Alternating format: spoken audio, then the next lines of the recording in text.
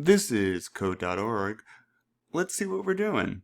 The when run event allows you to run code as soon as a game starts. Yeah, anything connected to this automatically executes, automatically runs when I click, well, run. As soon as the code starts. Try adding a block that sets the level speed when the run button is pressed. So what's different here, let's see. Notice when clicked, and then there's when run, okay?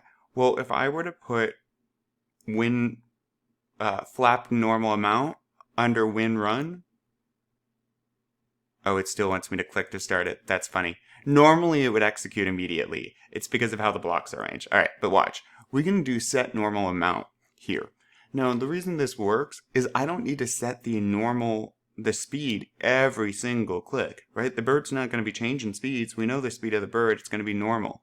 And so every time I click to set the speed is just making the computer do more work than we need. So instead, the second I click run, the speed's set to normal.